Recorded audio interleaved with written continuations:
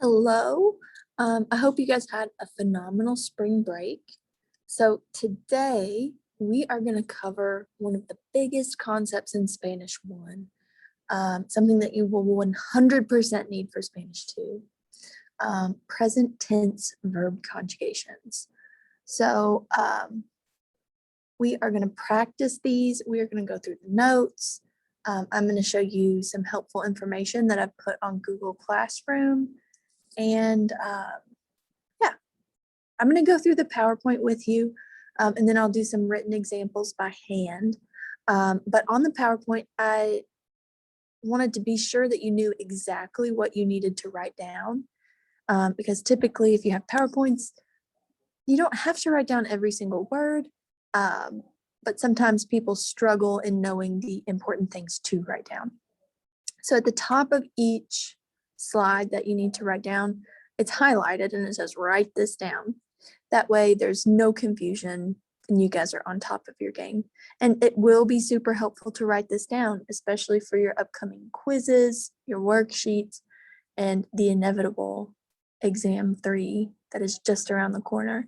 We're going to take that the first week of May. It's never too early to think about that.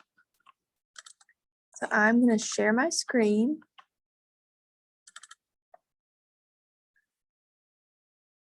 So here you go, regular verb conjugations in the present tense. So you see here it says write this down. That's what you're looking for. That's what you have to write. So you can identify any infinitive verb in Spanish quite simply based on the spelling, which is easy for us. So all infinitive verbs in Spanish end in ER, like you see here with comer, AR, like we have here with hablar, or IR, which you see here with vivir. Now, the special thing about infinitive verbs is that they don't show who is doing the verb or when it is being done. Their sole purpose is to kind of exhibit the definition. So in English, our infinitives are phrases like to run, to dance, to write, to listen. Those are all verbs, and they don't show the person doing the action or when the action is being completed. So what is conjugation? Conjugation is a fancy term. You probably know what it is, whether or not you can identify the vocabulary word. So conjugating a verb is an important task. You guys are experts at it in English, but it's the task of taking that basic form from the infinitive and assigning it a subject and a verb tense. So in English, if I had to walk, which is an infinitive, 2 examples of conjugating it would be changing it to I walked, or we will walk, or I walk in the park after school. Those are all conjugations of to walk. So there are 3 important steps when we are conjugating our verbs in Spanish. So step 1, we drop the AR, ER, or IR off of the end. So we drop that infinitive ending. So if I had yo hablar, I'll just drop the AR, yo habla. Step 2 is to find the new subject. So the subject of yo hablar or yo habl is yo, or I in English. And then step 3 is to select a new ending from this chart. This is 100% super important. Write it down, memorize it. So we look for the ending that matches our subject. So if our subject that we found in step 2 was yo, we will add an O to the end. So we should have yo hablo So that means I talk in Spanish. And just so you know how to pronounce these endings, we have o, as, a, amos, ais, an. O, as, a, amos, ais, an. If you want to chant those as many times as you need to remember them, that would be great. I'll also post a silly little song that I like to listen to in class that helps you memorize them. And here is an example of a completed conjugation chart for an AR verb. And I do want you to write this down as well. So I picked the verb cocinar, which means to cook. So we drop the AR and replace it with the endings from this chart.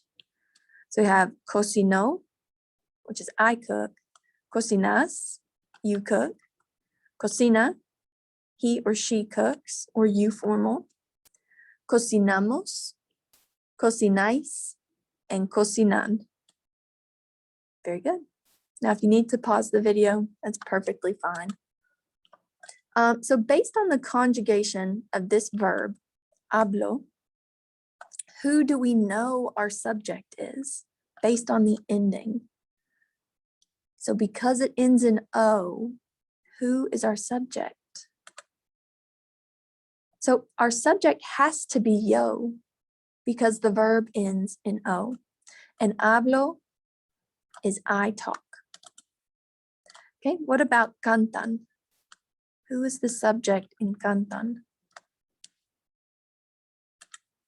So because it ends in an, our subject has to be either ellos, ellas, or ustedes. So based on the context, this could be they sing or y'all sing. Montas in bicicleta. So our verb is montar. So based on this ending as, who is this sentence about? Who rides the bike? You ride the bike. And then our last example, we have cocináis. Because it ends in ais, our subject is vosotros. So this would be y'all cook in Spain specifically. Now the good news, so we've talked about AR verbs. ER and IR verbs follow the exact same process. The only difference is they have a specific set of endings that are a little bit different than the AR endings.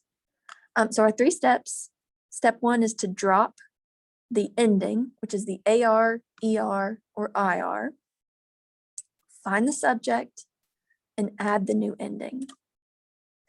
And here are the endings that you need to be sure and write down. So for verbs ending in ER, we have O, S, E, hemos, eis, en. One more time, we have O, S, E, hemos, eis, en. Now the E's, when you were pronouncing these, they're going to sound like the E at the beginning of the word egg in English, a really hollow E sound. Now for verbs ending in IR, like escribir or vivir, we have a very similar set of endings, except in the nosotros and vosotros form. We have O, S, E, imos, is, en. O, S, E, imos, is, en. And here are some examples. So we have the verb comer, which is to eat. So the different conjugations would be como, comes, come, comemos, coméis, comen. Escribir, which is an IR verb, so we drop the ending and replace it with these new endings. We have escribo, escribes, escribe, escribimos, escribís, escriben. Oh, and if I went too fast, you can pause the video, feel free, and scribble these down. So some extra practice if we see the verb leemos, who do we know we are talking about based on the ending, the hemos? So because it's hemos, we know that's in the nosotros form. We know the subject is we, so it's we read. Escribes is in the to form because it ends in es. And corréis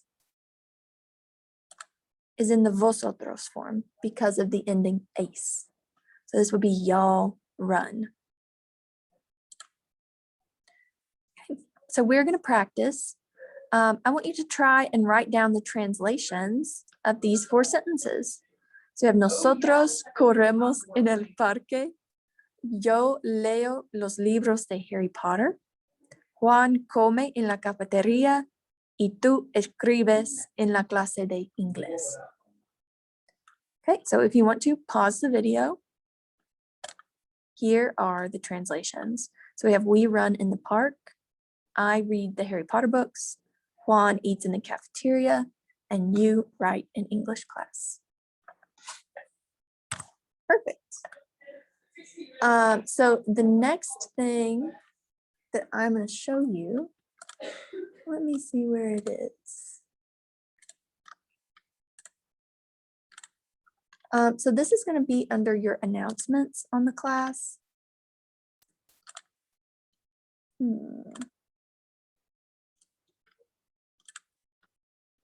For some reason, it's not showing up. So I will search it a different way. So I've got like a little infographic for you.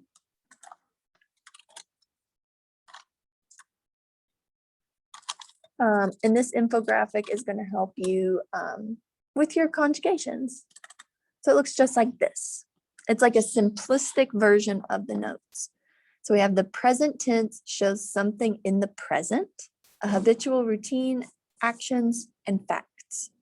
How do I make it? To form the present tense, I drop the ER, AR, or IR off of the end, find the new subject, and add the new ending.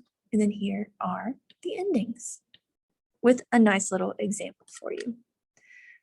Please message me on Remind 101 or email me or hop on a Zoom if you have any questions at all about this concept.